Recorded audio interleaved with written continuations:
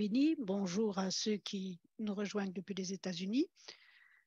Je suis la responsable de Elnet en Europe. Nous avons avec nous des membres de Parlement, des diplomates et des militants d'un peu partout en Europe. La mission d'Elnet est de rapprocher Israël et l'Europe, en particulier en ces moments si éprouvants. Depuis le 8 octobre, nous avons fait venir en Israël plus d'une centaine de législateurs pour des missions solidaires. Ils sont venus en Israël pour découvrir et parler des atrocités commises par le Hamas sur une population israélienne essentiellement civile. Et même si le massacre commis par le Hamas a été retransmis en direct, nous nous souvenons tous d'horribles vidéos de jeunes filles enlevées avec des vêtements couverts de sang, fruits de sévices et viols divers et variés, et on se souviendra des horribles vidéos qui sont disponibles en ligne. Et pourtant, bon nombre de voix dans le monde jettent un doute sur les événements du 7 octobre où on oublie complètement les femmes israéliennes. Il y a 138 civils qui sont encore otages à Gaza, y compris des bébés et des femmes âgées, et nous espérons qu'ils pourront bientôt rentrer chez eux. C'est pour cela que nous avons organisé cette manifestation, pour jeter la lumière sur ces agissements contre les femmes et les jeunes filles commis le 7 octobre et après. Et notre intention était d'accueillir une manifestation autour de la Journée internationale pour l'élimination des violences contre les femmes et les jeunes filles, établie par l'ONU le 25 novembre. Mais il a fallu pratiquement à l'ONU presque 60 jours pour condamner le Hamas. Ils l'ont fait en se référant à la situation et à une commission d'enquête lancée par l'ONU. Cette commission, en fait, a montré qu'elle avait de gros préjudices contre Israël. Alors avant de commencer, j'aimerais vous inviter à aller en bas de votre écran. Vous voyez un globe où il y a marqué interprétation. Vous pouvez choisir à ce moment-là le canal de votre choix, écouter le français, le cas échéant ou l'original anglais. Je voudrais aussi vous dire que certaines des preuves que nous allons apporter sont très graphiques, très parlantes, très choquantes.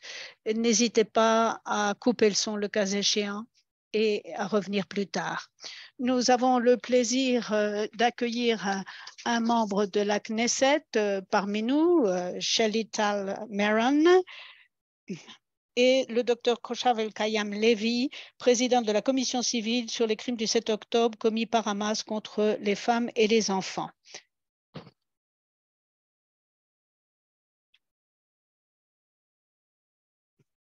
Donc, docteur Koshav El-Kayam Levi.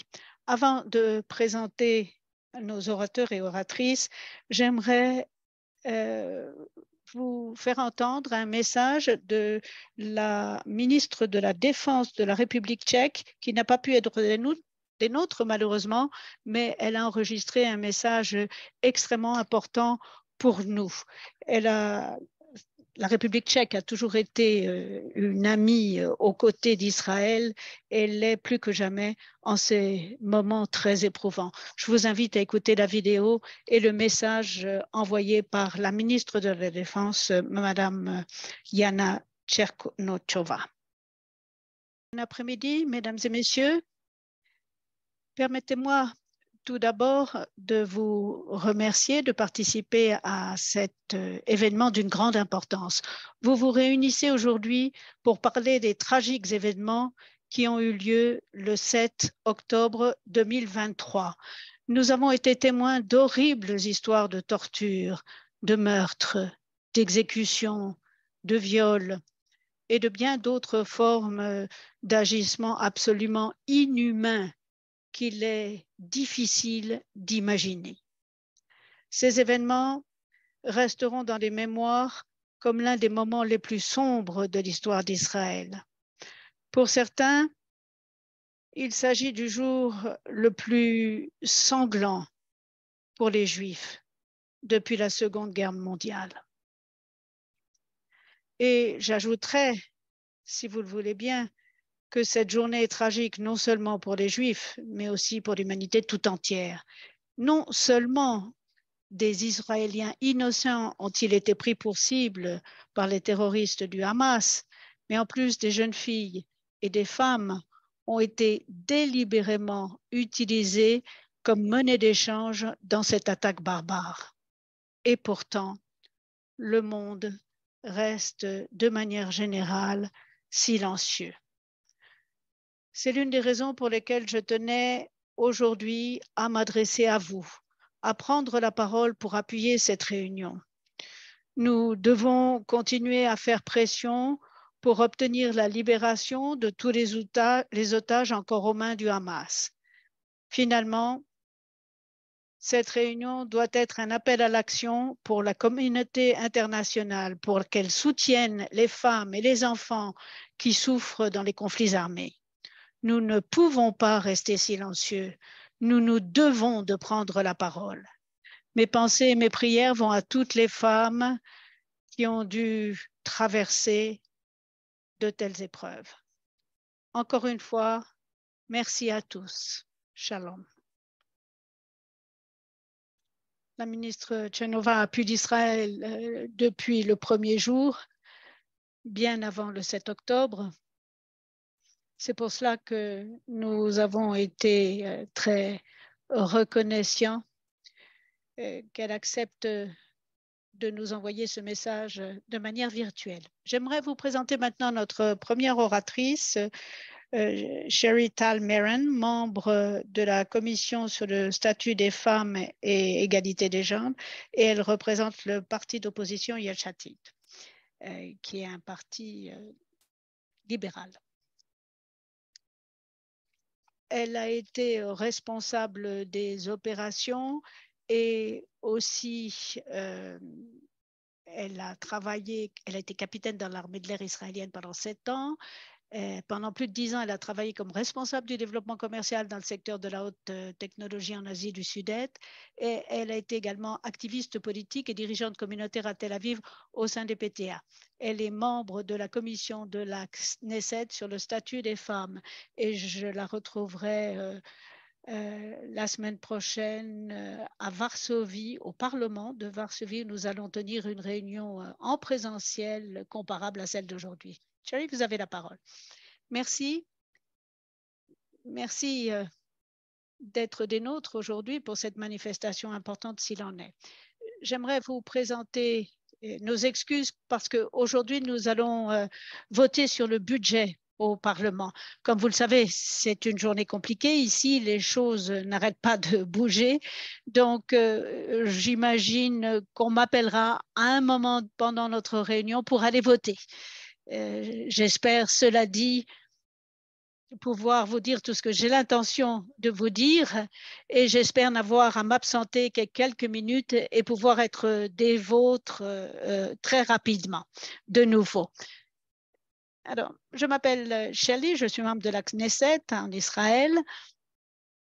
J'aurais aimé qu'on se retrouve dans des circonstances différentes, bien évidemment. J'aurais préféré qu'on parle d'égalité entre les sexes ou éventuellement qu'on parle de négociations de paix entre Israël et nos voisins ou n'importe quel type de coopération qui pourrait exister entre nos États ou nos parlements.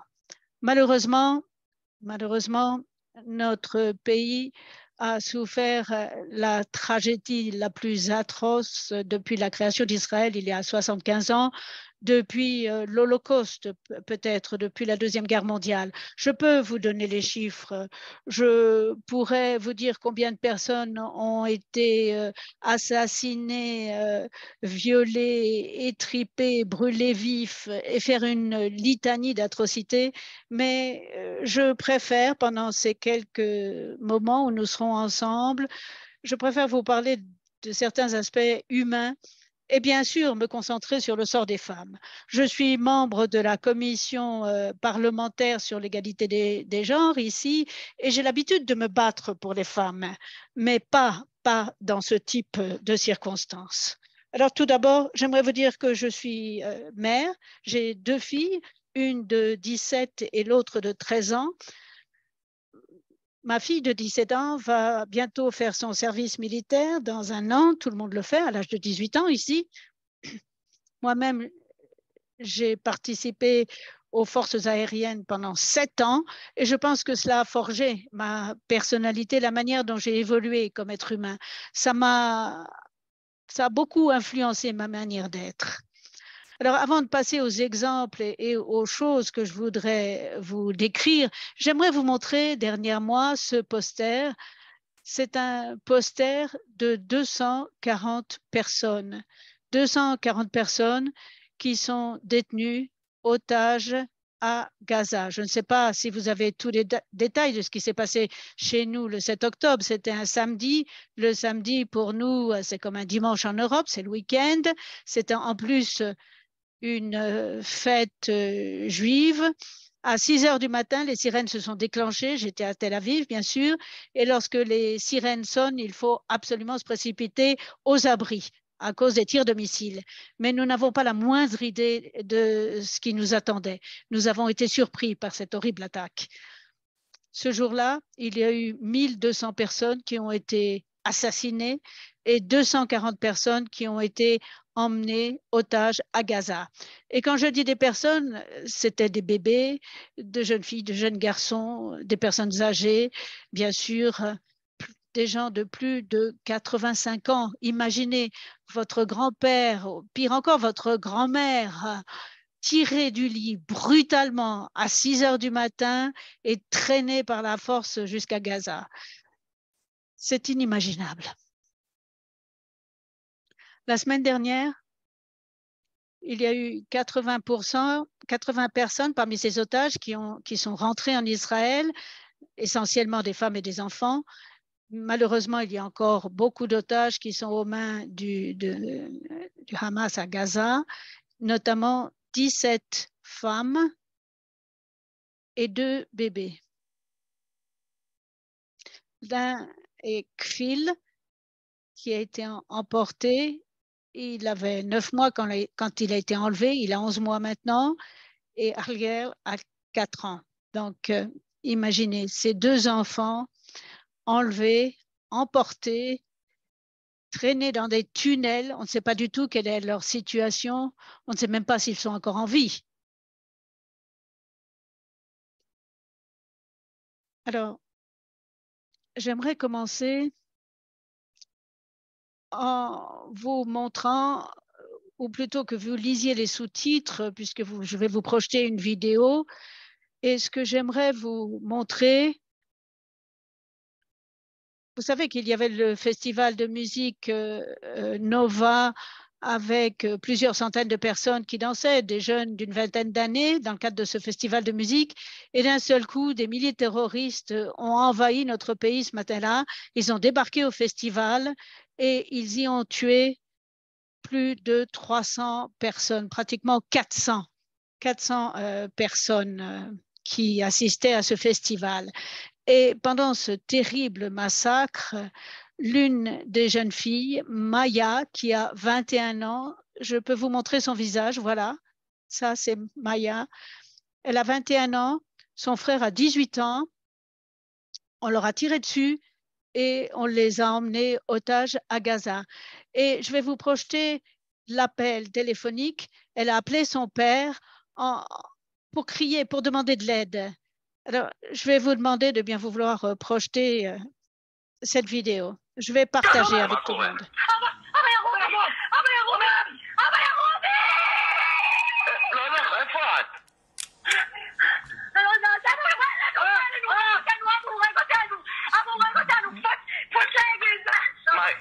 איפה אתם? יואו, מה מצליחים?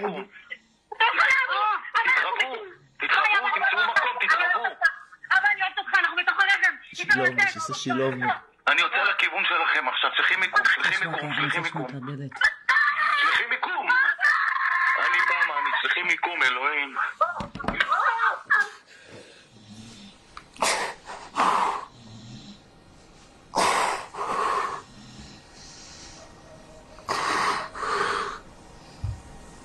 Je suis désolée d'avoir à vous infliger cela, mais c'est notre réalité.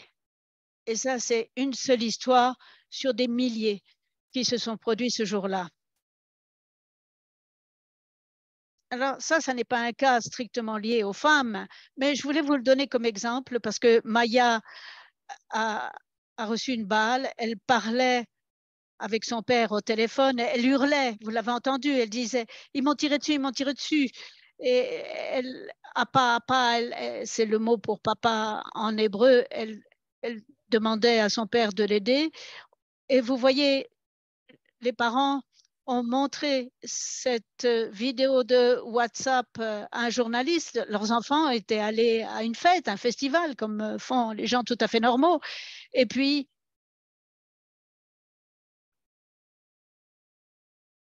nous sommes contents de savoir que la fille et son frère sont rentrés en Israël.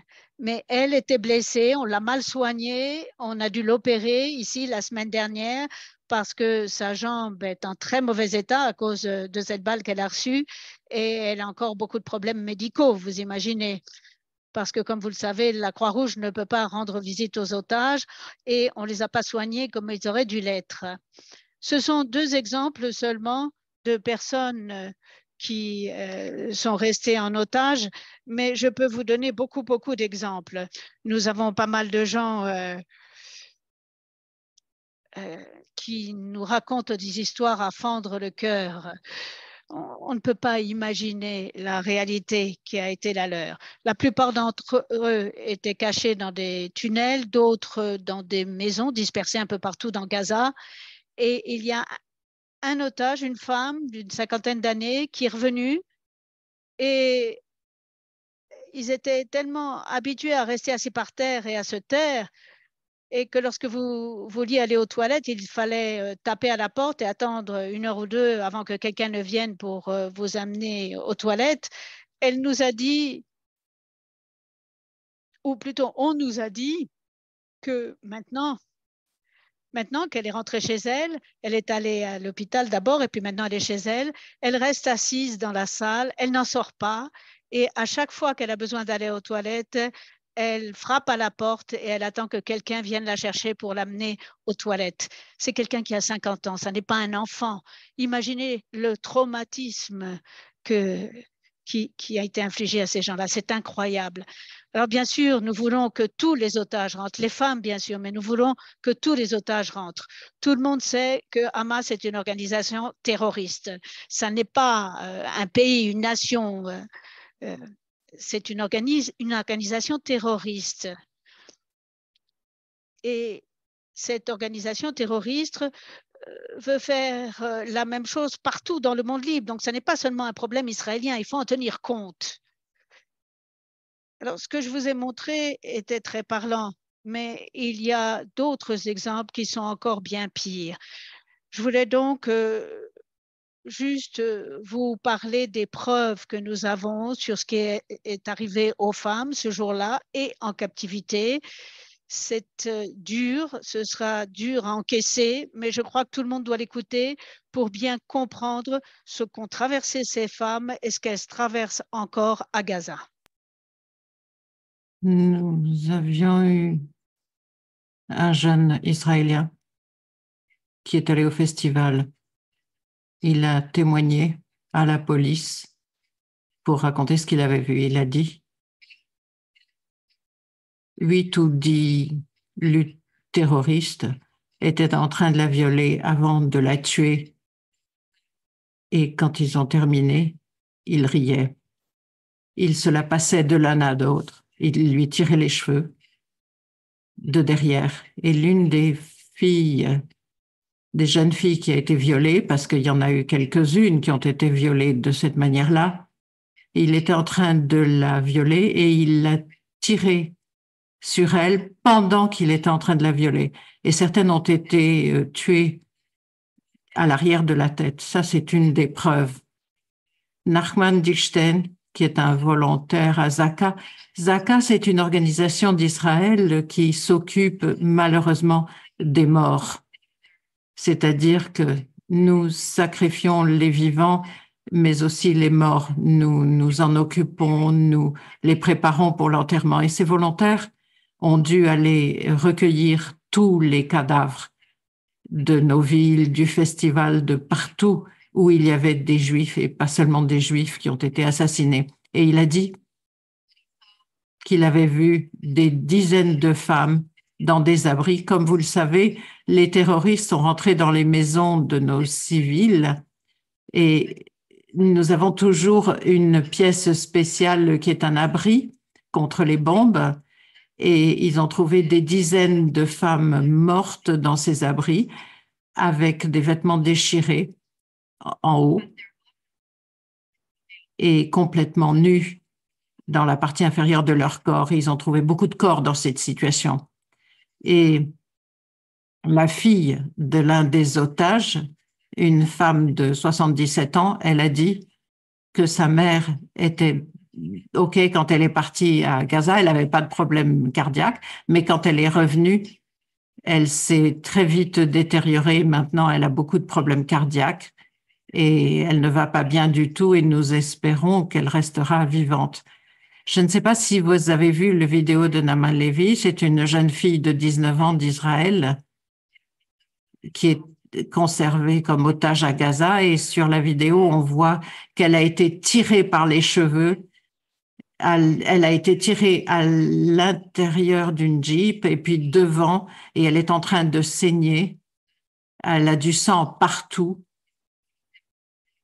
et ce sang coule le long de ses jambes, elle en a dans le dos, elle est couverte de sang et nous avons certains des officiers de police qui ont eu qui ont témoigné de ce qu'ils ont vu et l'un d'eux dit dans un abri anti-bombe, il y avait beaucoup de balles et il y avait 2 femmes, mère et fille, qui avaient été tuées. Dans la salle d'à côté, une fille d'environ 19 ans avait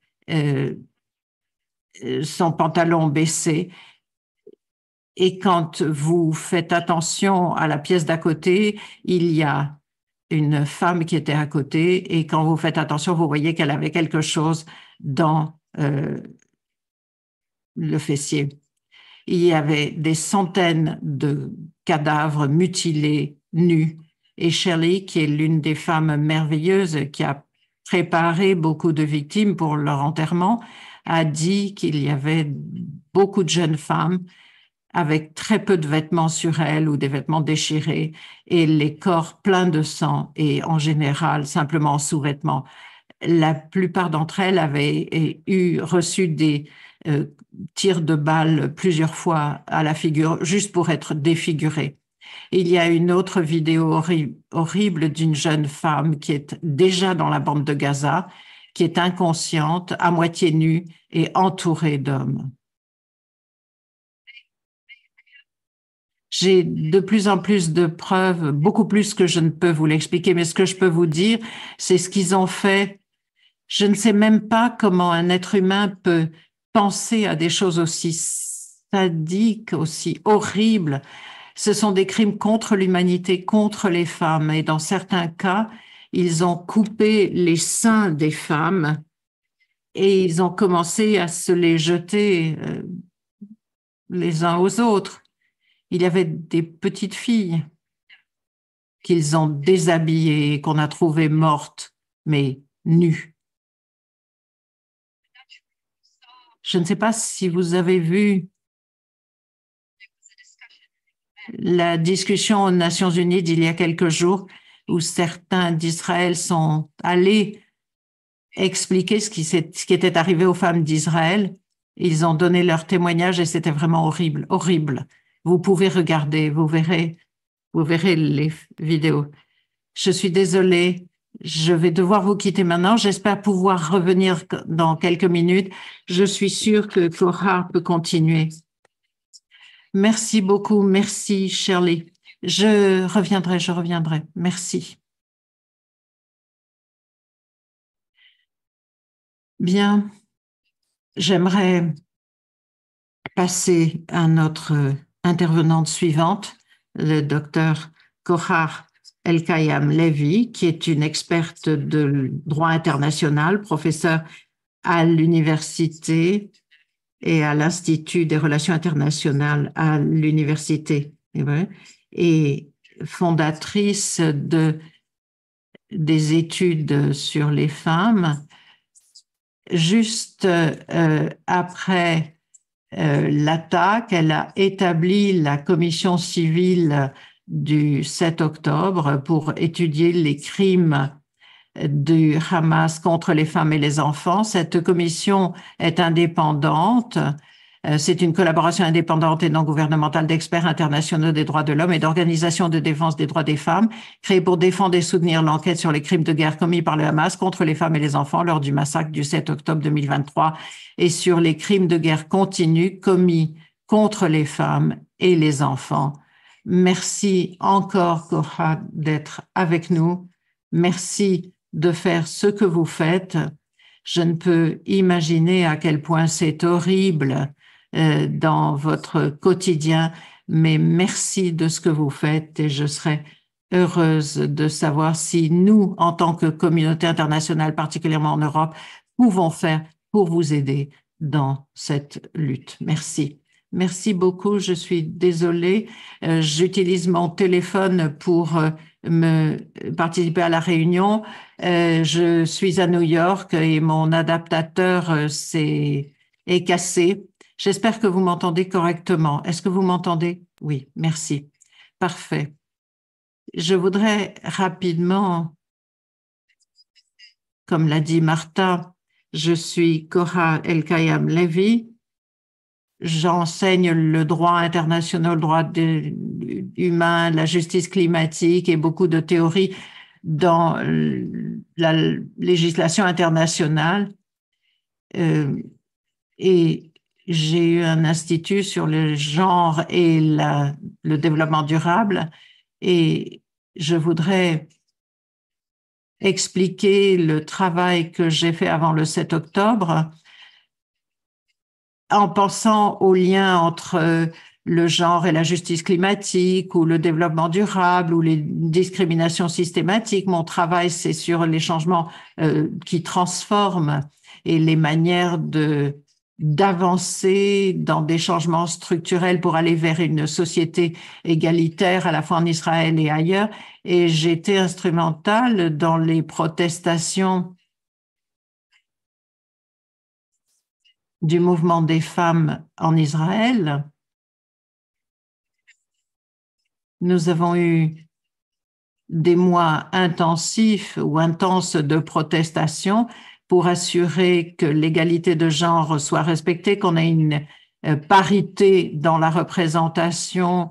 Et je peux vous assurer qu'Israël a pour l'instant le taux le plus faible de représentation des femmes dans toutes les instances décisionnelles, quelles qu'elles soient, et nous voulons évidemment nous battre pour que ce ne soit pas le cas à l'avenir. Mais après la guerre, nous devons nous assurer qu'Israël aura des femmes dans sa direction, parce que cette situation dans laquelle nous sommes ne peut pas continuer. Nous ne sommes pas représentés. Et ça, c'était juste pour vous expliquer mon ancrage et ma personnalité avant le 7 octobre. Mais depuis le 7 octobre, je me suis trouvée dans cette situation inimaginable à un bureau avec une tâche, que je ne pensais pas devoir accepter, celle d'être la voix des femmes et des enfants qui ont été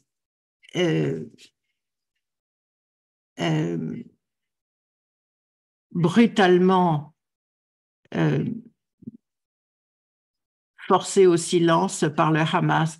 Et même si je ne vous entends pas, je voudrais vous laisser poser des questions. Donc, le premier jour du 7 octobre, en tant qu'experte de la législation internationale, nous savions que nous étions en train de voir des crimes contre l'humanité sous nos yeux, la prise d'otages, les gens, vous les avez entendus, les soldats, j'allais dire, qui appelaient leurs parents. Les soldats sont des diplômés de haut niveau en Israël, mais la plupart des soldats qui se trouvaient autour de la bande de Gaza, ce sont des jeunes filles qui sont diplômées, mais qui ont 18 ou 19 ans. Donc, pour moi, ce sont juste des jeunes filles et qui servaient dans l'unité de surveillance autour de la bande de Gaza.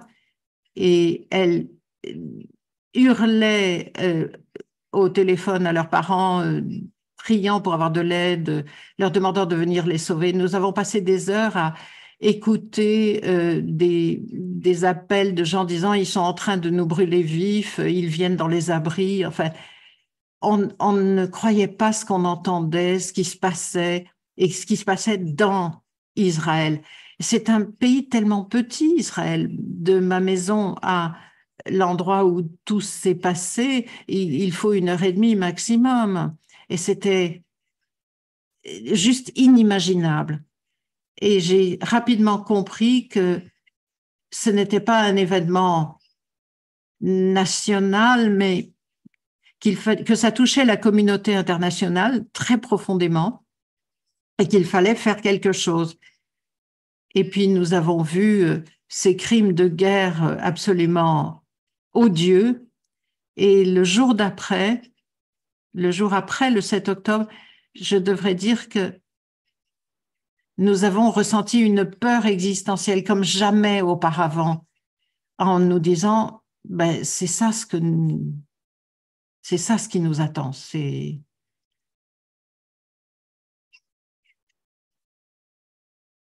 la fin de notre pays. Et je vous suis reconnaissante dans l'Union européenne parce que j'ai eu l'impression que le président de l'Union européenne, le vice-président et des personnalités ont exprimé leur solidarité avec Israël. On a dit que le monde était resté silencieux, mais c'est pas tout à fait vrai. J'ai parlé hier avec la communauté ou des communautés juives et cette semaine, je rencontre la communauté juive ici aux États-Unis. C'est pour ça que je vous parle de New York et on a des délégations. Et la première chose que je dis, c'est que nous avons des alliés, nous ne sommes pas seuls. Et je voudrais souligner ce point-là. Le premier rapport que j'ai écrit la 2e semaine de la guerre a mentionné Roberto Mancella de manière extensive. Et le rapport est là. C'est le rapport que j'ai rédigé avec les mots ou le discours qu'il a fait. Et puis la semaine dernière, nous avons vu le président du Bundestag et le vice-président de l'Union européenne et beaucoup d'ambassadeurs de l'Union européenne qui ont exprimé leur solidarité avec Israël. Et je voudrais dire à quel point je suis reconnaissante à tous nos partenaires de l'Union européenne pour cela. Ce qui a eu de surprenant, ça a été les Nations unies. Une organisation internationale qui ne nous a pas soutenus du tout, qui n'a pas soutenu Israël, mais les femmes en général, l'humanité en général. Et il y a un système international qui a juste ignoré ce qui s'est passé en Israël. Et la première semaine, nous parlions entre nous. Nous avons produit déclaration sur déclaration pour essayer de contextualiser ces crimes en disant que c'était des informations fausses qui étaient transmises à toutes les organisations de droits humains. Et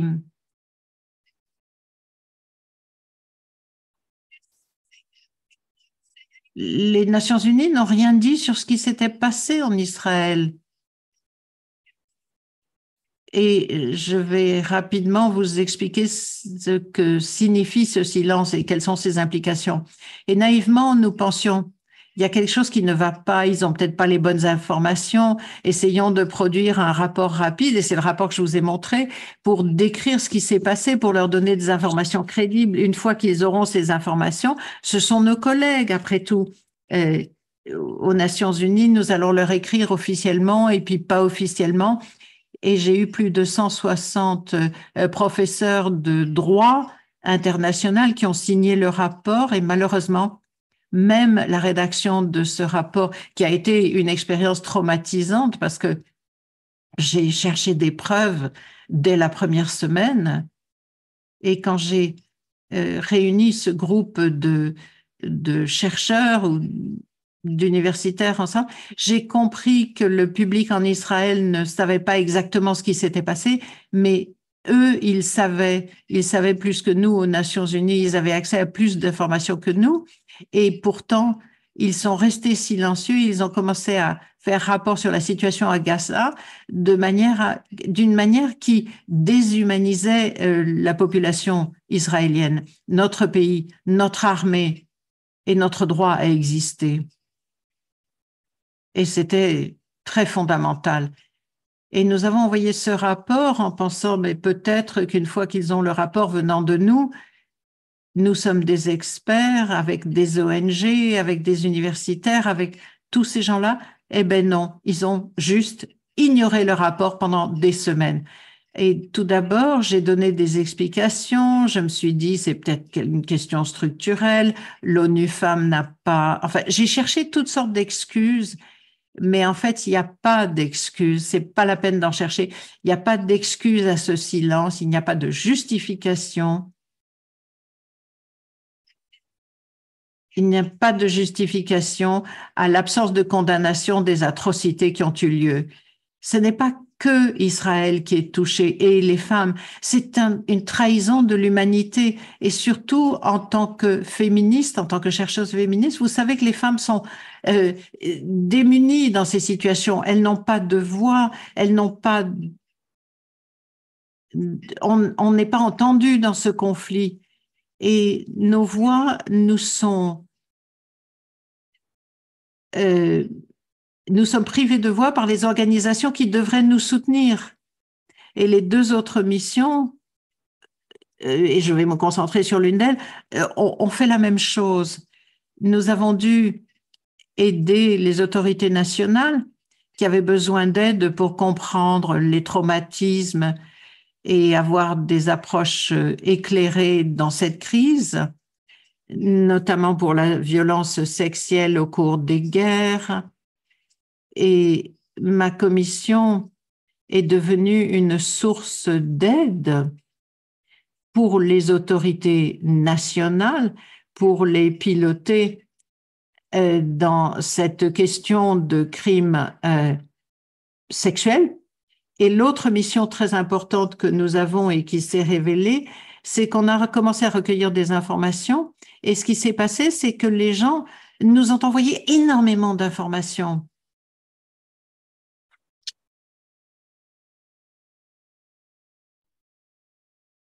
Et donc, j'ai considéré que notre mission était de documenter toutes ces preuves, de constituer des archives. Nous avons une militante qui est historienne des crimes de guerre contre les femmes, qui est notre archiviste. Et je dois vous dire que c'est le travail le plus dur. Nous collectons les informations et nous sommes en but à ces atrocités tous les jours. Nous voyons les images, nous entendons les témoignages. Tout ceci est absolument terrible. Et à ce propos, je dirais que nous n'en sommes qu'au tout début. Nous sommes en train d'authentifier toutes les informations que nous recevons. Ça ne va pas prendre des années. Parfois, j'ai l'impression que les gens veulent avoir la réponse tout de suite, veulent avoir les chiffres tout de suite, mais ça, ce n'est pas le type d'information que nous puissions fournir. Ce que je voulais dire, c'est que nous collectons cette information, nous avons des protocoles qui indiquent ce que nous savons à propos des éléments que nous collectons, parce que contrairement aux événements journalistiques, aux faits divers, nous voulons collecter absolument toutes les preuves. Et si quelqu'un m'envoie quelque chose à propos de ce qui s'est passé à Be'eri, eh bien, je vais garder ça et peut-être que dans 5 ans, je vais recevoir d'autres informations qui vont expliquer ce tout premier rapport que nous avions reçu. Et comme je l'ai dit, nous avons un protocole qui indique ce que nous savons, quel niveau d'information. Parfois, dans certains cas, nous avons des confirmations très sérieuses, mais pour d'autres, nous avons des bribes d'informations. On en est qu'au tout début. Et quelqu'un m'a posé la question, en un an, on en sera peut-être à la fin du début. Et les gens me demandent comment vous savez que tout ceci n'est pas monté, comment pouvez-vous être sûr que ceci s'est vraiment produit? Alors j'aimerais dire ceci. J'espère que tout ce qu'on nous raconte n'est pas vrai, que tout ceci va être démontré comme étant des histoires. Malheureusement, ça n'est pas le cas. C'est plutôt le contraire. Bon nombre de choses qu'on ne croyait pas se sont véritablement produites. Enfin, c'est terriblement difficile de comprendre que des agissements pareils puissent se produire, mais nous recoupons les informations. Je vous parlerai du processus. Je vous expliquerai comment nous avons obtenu toutes ces informations depuis le 7 octobre, toutes ces semaines. Mais disons que nous collectons, nous regroupons toutes ces preuves de différentes sources, de différents moments, de différents endroits, et nous avons des preuves multiples de violences sexistes basées sur le genre, de torture, de meurtres inhumains et de violences sexistes et sexuelles dans différents endroits en Israël et même contre les enfants. Et à ce propos, je dirais que j'ai l'impression que les gens sont obsédés par les crimes sexuels, mais il n'y a pas que ce type de criminalité. Il y a aussi des tortures absolument inhumaines. Et même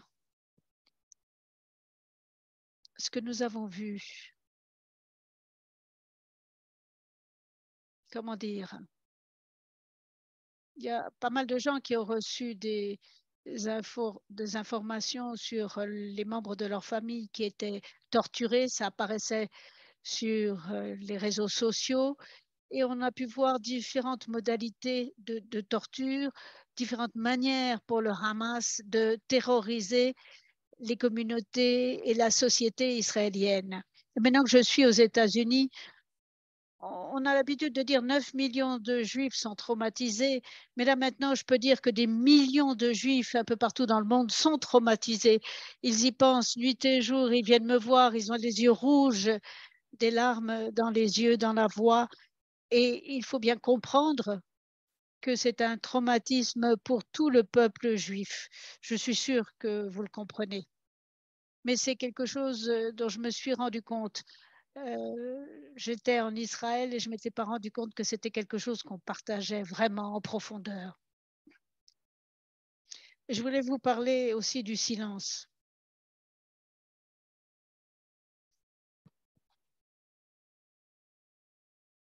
J'ai comparu devant les 5 membres du CEDAW, du Comité pour l'élimination de la discrimination à l'égard des femmes, après le 7 octobre, et ils n'ont rien dit, mais c'est bien pire que de simplement garder silence ou nous trahir, nous, les Israéliens. En fait, non seulement se sont-ils tus, mais ils ont alimenté des campagnes antisémites un peu partout dans le monde, des campagnes de déni, négationnistes. J'ai suivi leurs déclarations et j'ai vu qu'ils avaient été à l'origine de campagnes contre Israël et c'est devenu un véritable moteur de propagande, de création de mensonges. En fait, ils ont abusé de leur capacité et de leur position. Et j'aimerais dire qu'ils sapent le système juridique mondial, tout ce pourquoi nous avons travaillé pendant des décennies. Ils ne mentionnaient même pas les otages.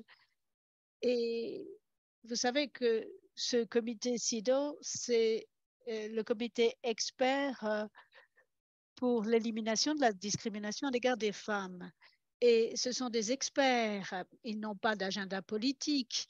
Et ce comité est censé être le premier à condamner ces crimes, à parler de crimes contre l'humanité, puisqu'on s'était emparé de femmes et d'enfants. Or, ils n'ont pas ouvert la bouche là-dessus. Alors, est-ce qu'il y a un droit international qui protège les femmes israéliennes? Est-ce qu'on nous protège? Est-ce que les femmes d'Israël sont des êtres humains? Vous savez, ces questions me hantent. Je ne suis pas sûre de pouvoir enseigner le droit international maintenant. Vous savez, j'étais vraiment passionnée. Je parlais beaucoup de droit international. Et même si nous savons que le système de l'ONU est chargé politiquement, et même s'il y a un biais contre Israël dans bon nombre de procédures, je n'aurais jamais imaginé qu'il serait capable de nous condamner. euh, et je pensais qu'il condamnerait ce type d'atrocité. Je voulais ajouter quelque chose sur ce point. Cette incapacité à condamner. Bon, peu importe, ça me reviendra. On peut toujours revenir sur ce point plus tard, Korav. Je vois que Shelly est de retour. On peut peut-être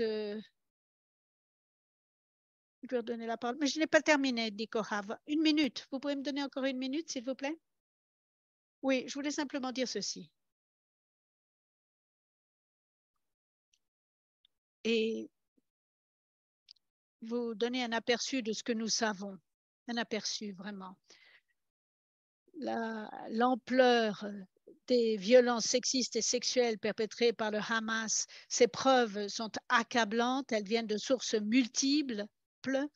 D'un point de vue chronologique, ce qu'on a vu, c'est que la première preuve qui est apparue dès le matin du 7 octobre, puisque pendant l'attaque, le Hamas a fièrement posté sur les réseaux sociaux des clips de ces atrocités. C'est probablement les atrocités les plus documentées au monde, puisqu'il postait en direct. Et pourtant, il y a ce négationnisme que je ne peux pas expliquer. Donc, il y a eu des clips, des vidéos en direct, des images de femmes israéliennes absolument violées, torturées, éventrées, brûlées vives et emmenées, traînées dans la bande de Gaza. On a vu ces horreurs inimaginables. Certaines de ces horreurs, je l'ai dit, ont été envoyées directement aux familles des victimes, ce qui est une autre forme de torture, et à la commission civile. Je dois dire que la commission civile sur les crimes commis le 7 octobre par Hamas contre les femmes et les enfants est un organe indépendant. Nous ne sommes pas une émanation du gouvernement, nous sommes un groupe d'ONG qui travaille sur ces questions. Et comme je l'ai dit, la première preuve que nous avons collectée est venue des vidéos de Hamas lui-même. Ensuite, il y a eu des rapports des témoins oculaires, des survivants, ceux du festival Nova qui nous ont dit que les femmes avaient été violées autour d'eux alors qu'eux-mêmes étaient cachés dans des buissons pour essayer d'échapper aux terroristes. Ensuite, il y a eu les premiers intervenants sur place qui sont allés ramasser les cadavres, y compris les rapports des infirmiers et médecins qui sont rentrés dans Berry et qui ont trouvé deux jeunes filles de 14 et 15 ans complètement nues dans leur propre chambre, assassinées avec une balle dans la tête, avec les jambes écartées, nues, avec du sperme sur le dos et leurs vêtements arrachés dans une flaque de leur propre sang. Il y a eu aussi le personnel à la morgue qui nous ont dit dans quel état étaient les corps mutilés, avec parfois le bassin complètement brisé à cause des brutalités infligées à ces femmes. Je vous enverrai des informations d'un témoin particulièrement important, Sherry Mendez. Elle a préparé les dépouilles de soldats pour les enterrer et son témoignage avait l'air de venir de l'Holocauste. Et puis, on a des vidéos aussi qu'on a obtenues avec des témoignages de terroristes du Hamas eux-mêmes qui admettaient ouvertement que leur mission consistait à violer, torturer, humilier des femmes. Ils ont dit qu'ils avaient reçu des instructions, des ordres de perpétrer ces crimes horribles afin d'insuffler la peur, la terreur dans le public israélien. C'est quelque chose qui va nous marquer pendant des générations. Et je terminerai en disant que j'aimerais que vous nous aidiez à collecter ces informations, à préparer des rapports sur ces questions, créer des partenariats où nous pouvons apprendre de votre expérience, vous qui avez peut-être travaillé avec des victimes, collecter des témoignages. Nous n'en sommes qu'au tout début. On en est à la toute première étape de tout. Voilà. Merci, merci beaucoup.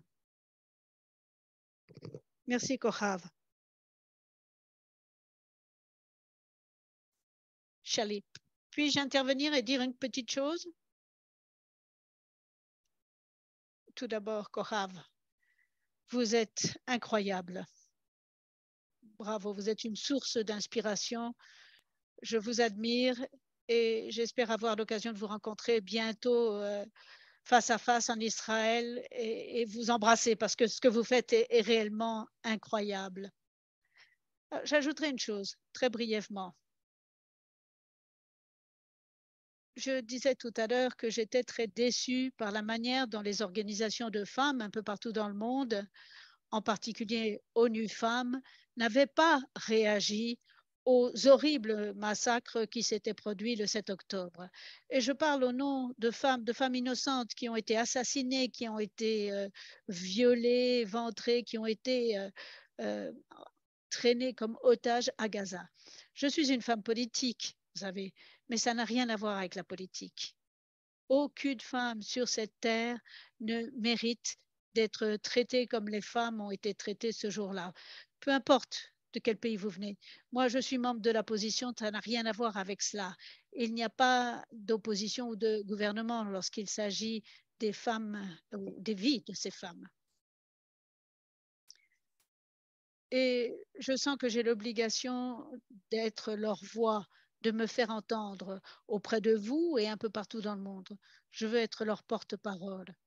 Et je vous demande instamment de devenir nos ambassadeurs et ambassadrices, de dire ce que vous venez d'entendre. Nous pouvons partager avec vous des vidéos, des témoignages, tout ce qui peut vous aider, mais c'est important de se faire entendre, de ne pas rester silencieux sur cette question. Et au nom des femmes de la Knesset, nous avons demandé à l'ONU Femmes de condamner ce qui s'est produit. Or, cette lettre est restée sans réponse. Et ça n'est que la semaine dernière qu'il y a eu une petite réponse assez faiblarde, pas à ma lettre, mais de façon générale.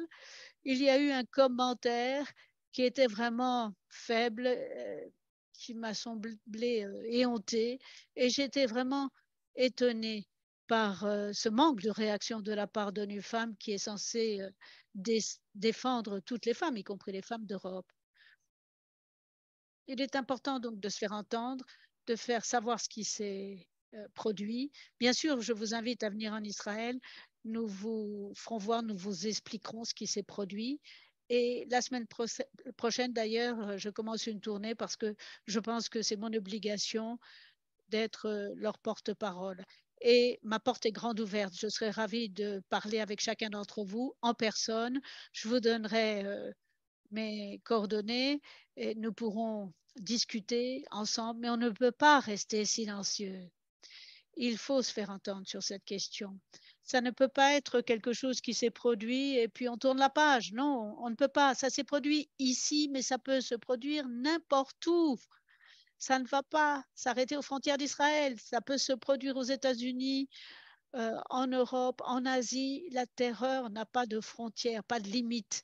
Et nous savons que les terroristes utilisent les violences sexistes et sexuelles et les crimes de guerre contre les femmes comme un outil stratégique. Et j'aimerais dire merci, un grand merci à Elnet pour avoir organisé cette manifestation. Merci. Alors tout d'abord, merci, Shelley. Je ne sais pas si quelqu'un souhaite intervenir. Ah oui, Dr. Kohav. Oui, maintenant que nous avons entendu ou vu ce tweet publié par ONU Femmes, une déclaration qui minimise ce qui s'est passé, on a entendu aussi le secrétaire général de l'ONU sur la question et je dois dire que je suis préoccupée personnellement parce que j'ai l'impression, c'est l'impression que j'ai, qu'ils vont confier l'enquête à l'organe qui a le plus de préjugés contre Israël, le Conseil des droits de l'homme. Il y a notamment une commission qui a un mandat pour enquêter sur Israël. Moi, je ne représente pas le gouvernement d'Israël ou même l'État d'Israël. Je suis la voix des victimes. Et après toutes ces semaines de silence où on laissait penser, enfin, nous laissait penser que c'est cet organe-là qui va se pencher sur la question, eh bien non. J'ai besoin de vous à nos côtés pour remettre en question la légitimité de cette commission. On ne peut pas laisser la commission du Conseil des droits de l'homme se pencher sur ces atrocités. Ils ont déjà montré qu'ils en étaient incapables. Par exemple, j'ai été contactée par l'équipe qui mène l'enquête au nom de cette commission. Ils ont même essayé d'entrer dans ma commission, dans mon comité. Ils m'ont dit qu'ils aimeraient bien devenir membres de notre commission. Au début, c'était juste un groupe WhatsApp. Ils ont essayé de rentrer dans notre groupe, mais comme je ne savais pas qui c'était, j'étais très prudente. Et j'ai vu que cette personne appartenait à la commission d'enquête. Alors, est-ce qu'il n'y a pas un conflit d'intérêts là? Si vous êtes en train d'instruire une enquête, comment allez-vous participer au débat de la commission civile? Non. Et ça m'a paru très inquiétant. Il y avait quelque chose qu'ils ne voulaient pas partager avec nous, mais ils nous ont dit que le 7 octobre, ils ont constitué 2 équipes d'enquête, l'une qui instruit les crimes du Hamas et l'autre qui va instruire les crimes d'Israël. Donc, dès le 7 octobre, pendant que nos femmes, nos enfants, tout le monde était massacré, alors qu'il y avait des corps qui jonchaient toutes les rues, il commençait à créer une commission d'enquête contre Israël, contre les crimes d'Israël. Ah, il ne voulait pas nous le révéler, mais on l'a su. Et c'est simplement pour montrer que cet organe est particulièrement peu indiqué pour instruire cette enquête.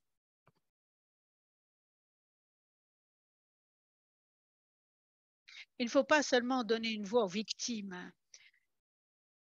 Il faut aussi veiller à ce que cette voie va changer le système international pour offrir un monde meilleur, un monde nouveau aux futures générations, parce que l'humanité mérite mieux que cela. Et il faut qu'il y ait une transformation radicale de l'ONU. Il faut qu'il y ait un changement radical à l'ONU. Et puis, pour terminer, je dirais que je rencontre des organisations féministes un peu partout dans le monde et c'est formidable. Je rencontre mes collègues, mes partenaires, mes collègues militantes dans des organisations féministes et je trouve des partenaires.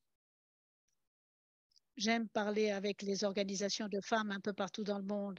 Je les aide à trouver une manière de nous appuyer aussi.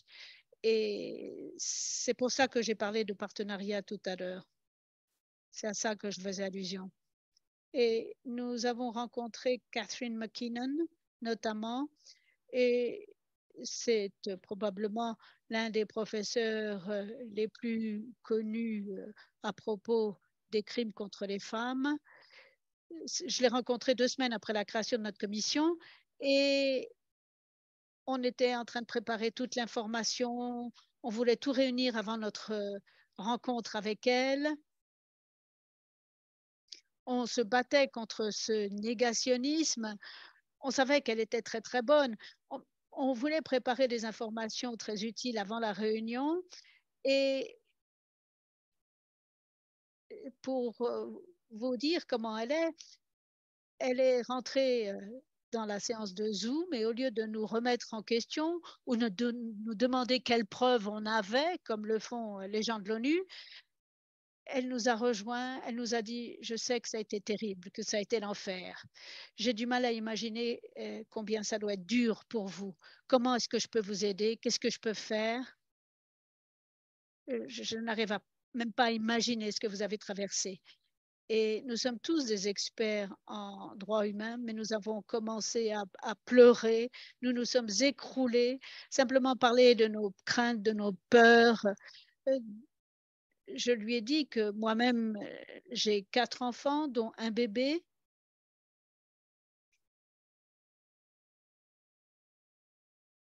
Et je me demande ce que je vais faire de ce bébé.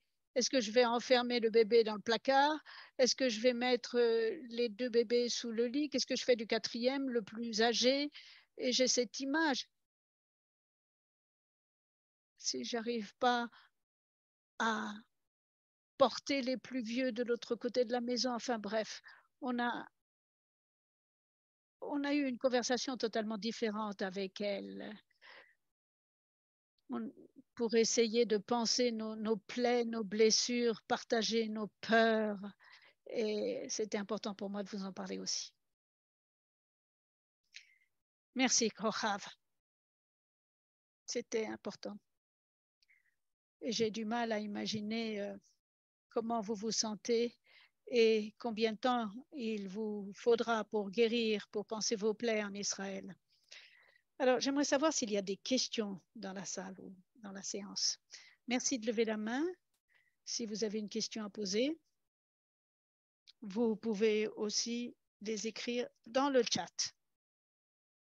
Je n'en vois pas pour l'instant, donc je vais démarrer avec une question que j'aimerais vous poser à toutes les deux.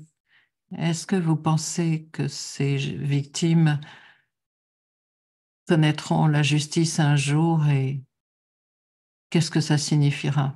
Comment peut-on leur rendre justice à toutes ces victimes du 7 octobre?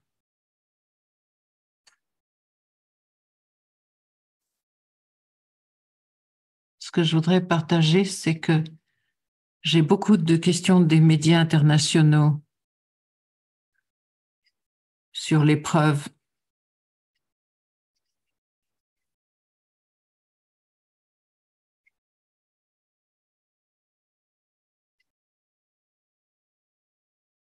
Et en tant qu'experte du droit international, avec mes collègues,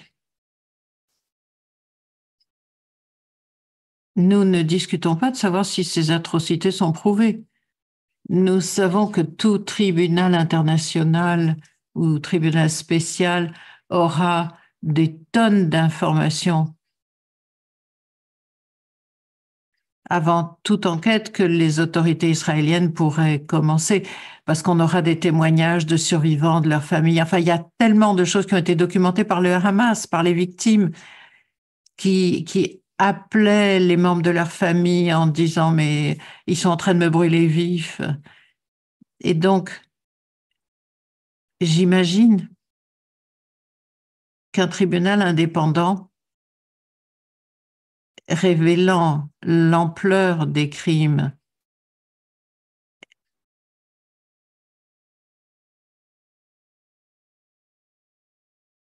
et ce que je vois maintenant, c'est que le Hamas a vraiment visé les familles en tant qu'unité. Nous n'avons pas de violence contre les familles, mais peut-être que le tribunal international, lorsqu'on ira, s'apercevra que c'était les familles qui ont été visées, c'est-à-dire tuer les enfants en face des parents ou les parents en face des enfants, sous les yeux. Les enfants qui survivent, je ne sais pas si on aura leur témoignage, s'ils seront capables d'en parler, mais j'envisage un tribunal international qui sera formé par les chercheurs les plus dévoués, des gens qui ont l'expérience de l'antisémitisme, de la violence de genre, et qui seront là pour révéler, pour exposer tout ce qui s'est passé, et ils le feront de la manière la plus respectueuse possible des victimes, pour trouver des moyens pour trouver des compensations, des dédommagements. Ça va être très difficile pour les familles. Il va falloir reconnaître le genre de crimes qui ont été commis. C'est très difficile de demander à des gens de guérir, à une société de guérir. Parce que là, la réaction du système international, ça a été l'inverse, l'opposé de tout ce qu'on aurait dû voir. Et j'imagine que ce tribunal nous permettrait d'avancer dans cette transformation que j'envisage de l'ensemble du système, vu ses échecs et vu les crimes qu'ont souffert ces victimes, surtout les crimes contre les femmes qui sont souvent niés, qui ne sont pas reconnus, même dans des cas individuels, des cas de viol. En général, il n'y a pas de procès, la plupart des femmes ne font pas rapport sur ce qui leur est arrivé. Donc, j'imagine un tribunal, alors selon les systèmes juridiques différents, mais pour exposer, expliquer de la meilleure manière possible ce qui est arrivé aux femmes, et en étant professionnel, bien sûr. Merci, Shirley. Est-ce que vous souhaitez faire un commentaire? Oui, un commentaire rapide qui n'a rien avec le côté juridique, dont Kohar est spécialiste, mais beaucoup des victimes ne sont plus avec nous, parmi nous. Donc, même si la justice leur est rendue au tribunal, ce qui prendra probablement des années, les victimes ne seront plus là pour voir cette justice. Et ça, c'est un fait terrifiant. Et peut-être que l'une des choses que nous, en tant que nation, en tant que pays, pouvons faire, c'est nous devons nous assurer pour ces victimes, eh ben, c'est de convaincre le monde que ça s'est bien produit. Moi, je n'arrive pas à croire que je dois convaincre le reste du monde que ça s'est produit. Ça, c'est le premier problème. Et ça, nous devons nous assurer que la justice sera rendue parce que tout le monde croira ce qui s'est passé, ne doutera pas de ce qui s'est passé. Et je pense que le monde n'a pas vu ce niveau de violence dans l'histoire moderne. C'est une nouvelle forme de crime que les terroristes utilisent. Et le monde a besoin d'étudier ça, de comprendre ça, parce que malheureusement, ça peut se reproduire. Et malheureusement, Hamas a des dirigeants qui disent très clairement dans des entretiens partout dans le monde entier qu'ils ont l'intention de recommencer. Et nous devrions les croire. Nous avons eu des exécutions qui se sont produites, des exécutions de familles entières, ou alors ils montrent aux parents comment tuer les enfants ou l'inverse. Et c'est une violence qui n'est pas nécessairement sexuelle, mais qui est de la violence quand même, mais à un niveau indescriptible. Une petite fille de 8 ans, son médecin a raconté l'histoire.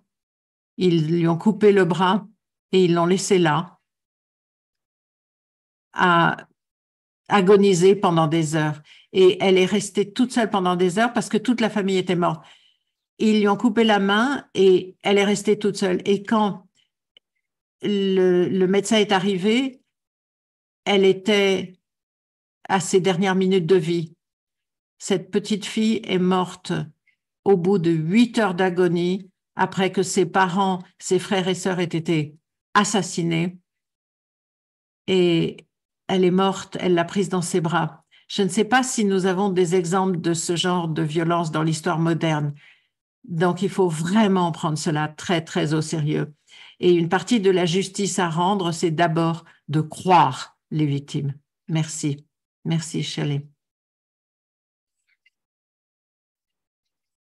Merci, Shirley. Je crois que les exemples vous donnez des crimes que nous avons vus, ça c'est très important. Et je dirais que nous voyons une répétition un espèce de modèle. Ce sont comme les crimes de Bosnie que la Hamas répète. Et c'est incroyable parce que vous avez eu beaucoup de témoignages de la Bosnie et on dirait que le Hamas a étudié ce qui s'est passé en Bosnie et comment infliger les crimes les plus terribles aux femmes. Donc on dirait qu'ils ont vraiment étudié cela. Et vous avez dit quelque chose qui m'a rappelé que nous devons reconnaître que nous sommes maintenant un régime entier qui est captif de meurtriers, d'un régime meurtrier. Et on voit que les femmes souffrent partout, mais il est important de voir, enfin je dirais que moi je suis la collègue de la paix et de la résolution des conflits à l'université, je travaille avec des femmes et les femmes en Israël ont été touchées, quelle que soit leur religion. Hier, par exemple, j'ai eu des histoires horribles d'une femme bédouine qui, le 7 octobre, allait se rendre à une clinique pour donner naissance à une fille et on lui a tiré dessus 2 fois. C'était des terroristes du Hamas. Elle a perdu son bébé parce que c'est le bébé qui a reçu les balles. Et ça, c'est une information initiale que nous avons. Donc, toutes les femmes de toutes les religions ont souffert, toutes les femmes de ce régime meurtrier. Le monde occidental devrait lutter avec Israël. Je crois que nous devons être partenaires contre cette guerre. Si j'avais eu la moindre voix dans cette histoire, dans ce conflit, je me serais assurée que le monde occidental lutte avec nous, parce que ce n'est pas la guerre d'Israël de lutter contre cette organisation terroriste. C'est une guerre de nous tous, à la fois pour les Palestiniens et pour les Israéliens. Je suis tout à fait d'accord, absolument. Nous avons une question de John Ryan qui est à Londres. John, est-ce que vous pouvez parler? Merci Martha, merci aux 2 intervenantes. C'est assez difficile à écouter, mais c'est encore plus difficile pour vous exprimer. Je me demandais si les ONU Femmes, donc l'entité qui s'occupe des qualités, est-ce qu'elle a perdu toute crédibilité maintenant? Parce qu'il me semble qu'elle a perdu toute crédibilité. Elle ne semble pas avoir fait quoi que ce soit par rapport aux femmes israéliennes. Et je ne sais pas comment les femmes du monde entier pourraient avoir confiance en l'ONU Femmes. Parce que comme vous le dites, ce n'est pas juste pour les femmes israéliennes. Ce sont des abus systématiques, des abus sexuels systématiques, des viols, etc., que l'on voit partout dans le monde contre les femmes. Et ne pas faire de déclaration, ne pas dire qu'elles sont du côté des femmes israéliennes, ne pas être clair dans la condamnation de cette attaque du Hamas, parce que rien n'a été fait dans ce sens jusqu'à présent, est-ce que ceci n'est pas en train de saper complètement la crédibilité de l'ONU Femmes? Pourquoi? Et que devrions-nous faire à ce sujet? Parce que si elles avaient fait des déclarations, on n'aurait peut-être pas autant de gens qui disent « Est-ce que ça s'est vraiment produit? Est-ce qu'on peut croire ce qui s'est produit ?» et posant des questions à ce sujet, basées sur les preuves. Parce que même quand elle voit les preuves, elle se demande s'il n'y a pas une manipulation. Enfin, c'est incroyable. C'est incroyable, c'est incompréhensible qu'elle fasse ça. Et en fait, c'est écœurant. Et je me demande ce que vous en pensez. Qu'est-ce qu'on fait à partir de maintenant, vu la situation de l'ONU Femmes et ce comité, ou de cette entité? Parce que c'est un bouclier pour ce genre de comportement. Et c'est l'opposé de ce qui aurait dû se passer. Alors, je ne pense pas qu'on puisse régler le problème maintenant, mais on ne peut pas à voir ce genre de crimes horribles qui sont tellement horribles que je n'arrive pas à imaginer d'autres exemples de cette violence. Et pourtant, on en a vu sur tout le continent de la violence. Mais nous avons besoin d'une manière de contrer tout ça parce que c'est en train de nuire à toutes les femmes du monde entier. Je suis tout à fait d'accord. Elles ne nous ont pas soutenues, elles ont été complètement absentes. Et Israël, enfin, c'est pas juste les femmes d'Israël qu'ils ont laissé tomber, c'est les femmes du monde entier, c'est toute l'humanité, parce que en ce faisant, on permet à utiliser les corps des femmes comme armes. Et on l'encourage même. Et avec des déclarations tièdes. Ça leur a pris des jours et des jours. J'ai rencontré les premiers ministres de Belgique et d'Espagne. On a eu une discussion incroyable pendant 1 heure qui était très ouverte, très... Et elles m'ont demandé la même chose. D'abord, ce que l'ONU Femmes a fait et l'UNICEF et le Comité sur les droits des enfants, leur incapacité à condamner ces atrocités, à faire rapport sur ces atrocités, a créé une instabilité dans le monde occidental. C'est-à-dire, ça a alimenté ces campagnes de haine et ces protestations terribles en faveur de cette organisation terroriste. Et donc, ils mettent en péril la stabilité du monde occidental. Et ceux d'entre nous qui comprennent cette dynamique comprennent les dommages qui sont provoqués par cela. Et je voudrais dire une autre chose. C'est même pire que de rester silencieux ou de faire une déclaration très tiède. On a vu le rapporteur spécial sur la violence contre les femmes qui dit du 7 octobre qu'il y a eu des atrocités à la bande de Gaza, à la Palestine. Donc, elle nie le 7 octobre et elle nie que quelque chose nous soit arrivé à nous. C'est vraiment un abus du système international et je ne sais pas exactement, j'ai dit au Premier ministre de Belgique et d'Espagne que eux, en tant que leaders du monde, dans ce moment historique, ils doivent trouver une manière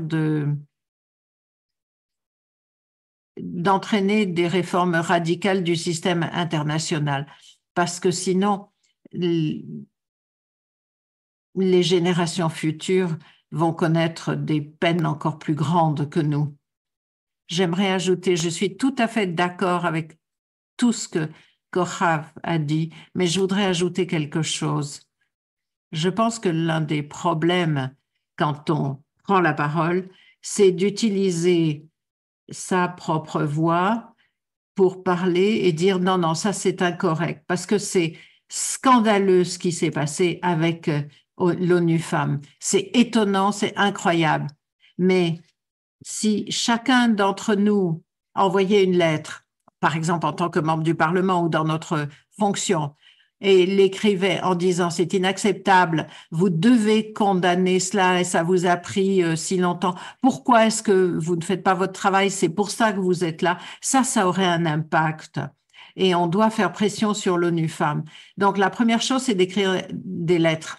Et ensuite, vous avez des ambassadeurs aux Nations Unies et vous devriez demander à vos ambassadeurs de prendre la parole aux Nations Unies, dans les comités, ou même peut-être d'envoyer des lettres au nom de vos pays à l'ONU Femmes pour que toutes les personnes ici aient la force d'influencer ce qui se passe avec l'ONU Femmes. Parce que pour moi,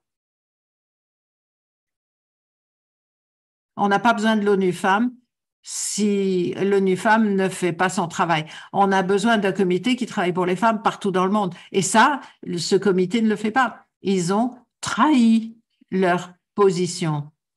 Ils ont trahi notre confiance en tant que femmes pas en tant que femme d'Israël, en tant que femme du monde entier. Donc, demandez à vos ambassadeurs aux Nations Unies et demandez toutes à l'ONU Femmes. Mettez ça sur vos réseaux sociaux, parlez dans vos réseaux sociaux et demandez à ce qu'on en parle. Ça aura un impact. C'est pas parfait, mais ça aura un impact. Ça sera quelque chose.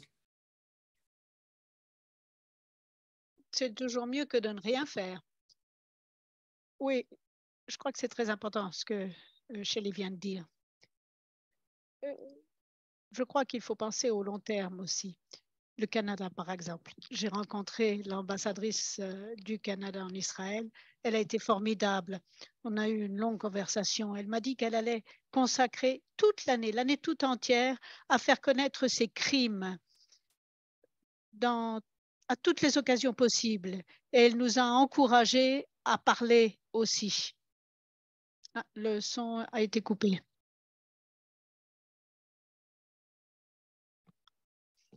Et la dernière chose que je voulais dire, c'est que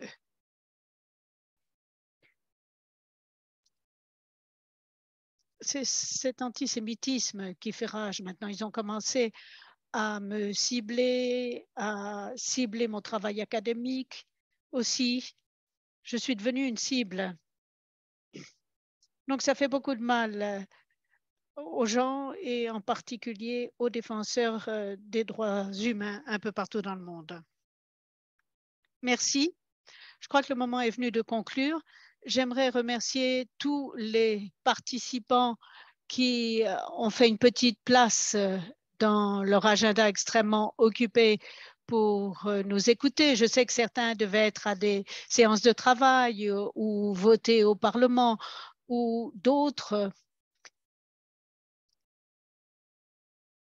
participent et voient en particulier la vidéo, le film d'horreur de 45 minutes qui retrace les événements tragiques, horribles qui se sont produits le 7 octobre et pas seulement contre les femmes. Nous allons partager cet enregistrement avec tous les participants et ceux qui nous ont rejoints.